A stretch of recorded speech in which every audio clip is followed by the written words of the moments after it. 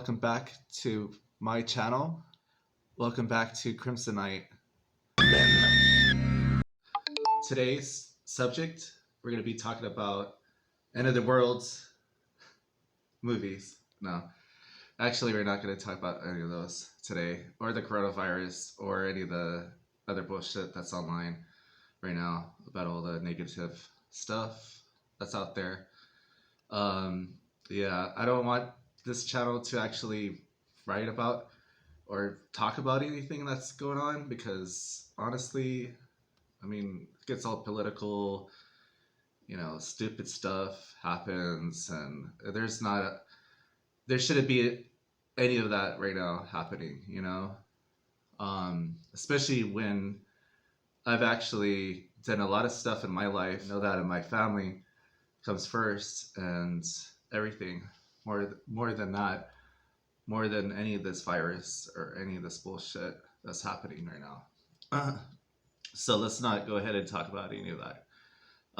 What I want to talk about today is the classic movie Alice, Sweet Alice. So this movie came out in 1976. One of my favorite movies, Alice, Sweet Alice. And if you guys have never heard of this, I recommend this movie, most definitely. This movie is one of those movies that has a awesome story in it. Very basic. Basically, it's just a sibling rivalry that goes wrong. And, you know, at least that's what the director wants you to think. The movie did have Brooke Shields, and yeah, that's pretty much what I remember watching it as a kid. And then there's a lot of church stuff going on. You know, the movie was called actually Communion first, which makes a little bit more sense. But the thing is about Alice is that she's very jealous of her sister. And throughout the whole movie, like, I don't want to spoil the beginning of the movie for you guys, but what happened in the damn movie itself is that she actually gets killed, the sister of Alice, and throughout the whole movie you think it's Alice. And you just got to keep on watching, because it's one of those movies that, especially when you first watch it, you're just like, what the fuck just happened? Why wasn't it wasn't her? What? It was. No, it had to be. And that's what makes this movie, for me, really good, because it keeps you guessing. And I loved movies like this. I didn't know what I was getting into myself into when I actually watched this movie when I was a kid. I do remember watching this movie and loving it. I thought this guy, the guy who plays Alfonso, was fucking scary as shit at the time. Brooke Shields, kid too, 'cause, you know, in Holy Terror. Alice was too old to play with dolls and too young to make love.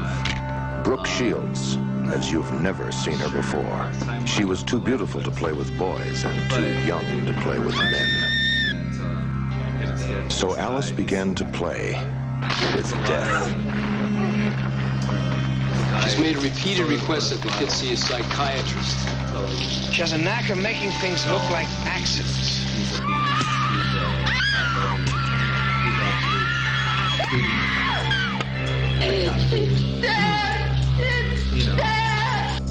On his chest. No more dolls, no more toys. Alice only plays with bodies. Fucking weird.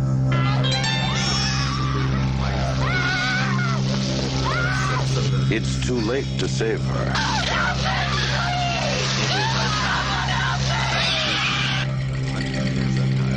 That was like the beginning. Keep on showing. So these are riff trailers, actually. A story of unnatural love and unnatural death. They slice it up together. And then they show up Brooke Shields again. And then they call it Holy Terror. Shields in holy terror. It's too late for prayers. Back then. I didn't even put like, you know, how many gore, violence, sex. They didn't have any other thing. They just said restricted, and that's pretty much it. Honestly, I mean, those trailers back in the days were totally different. And I liked I really liked those horror movies actually back in the days. The trailers and how they got set up and everything. But Alice, Sweet Alice, what a classic movie. So starting off the church, and then she's pretty much asking where Alice is, and she's pretty much telling her she doesn't know, which we as audience have no idea where Alice is actually at all. And she's already a little bit, I don't know, you don't know what's going on actually at the beginning because it doesn't really tell you much. But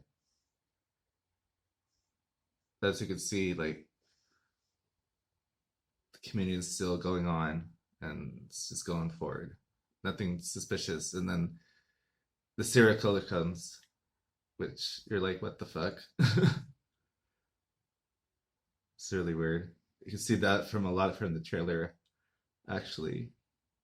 So it's a chunk of it. I think they used a lot of the brick shields for really. I don't know. Let's see. So she's pretty much getting killed, and then they have the communion happen, and nobody's like wondering. They're still wondering where the hell Alice is. So they don't even know what's going on. Still going on.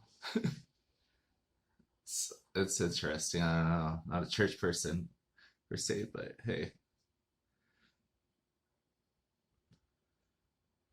So she gets dragged, and that's what pretty much happens. One of the nuns is just wondering that she hears something. She's like, what the fuck is really going on? Church stuff is still happening. And her body is just getting dragged, and all right. That's pretty much it. So yeah, that's pretty much where it starts off. And then from there, it's just keeps on going. And I love the soundtrack for this movie, actually. Soundtrack is awesome. I seriously love soundtracks like this. Cathedrals sounding, you know, kids crying in the background. Okay, so in the second clip, we have a scene where Alice's aunt pretty much gets stabbed, and then you'll see what happens. I'm not gonna ruin the rest.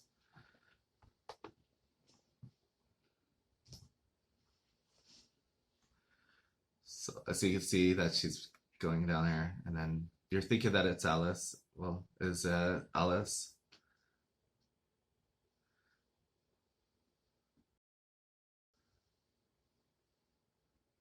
And then there goes the famous Alice.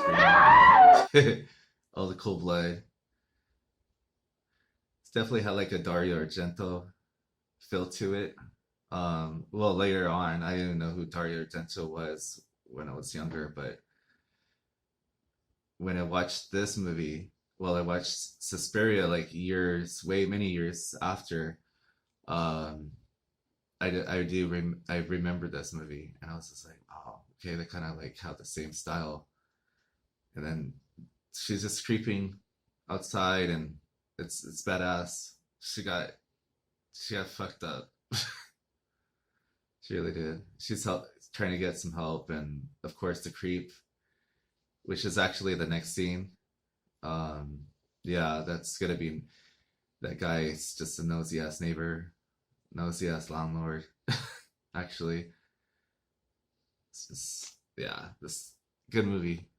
So before I ruin anything, I'm gonna go ahead and get to the next scene, which is one of the fat creepy guys that just, I don't know, it's just one of those nasty ass characters that you're just like, just fucking die already. That's pretty much those type of characters that you want to, you know, I don't know, you pretty much hate. All right, so I'm gonna go ahead and watch the scene.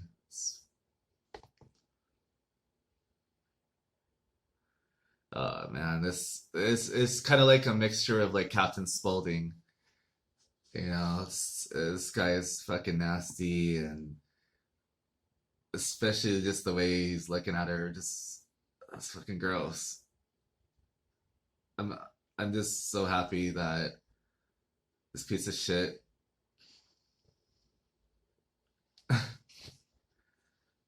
does not exist in my life. Just, no, and bugs and cat food and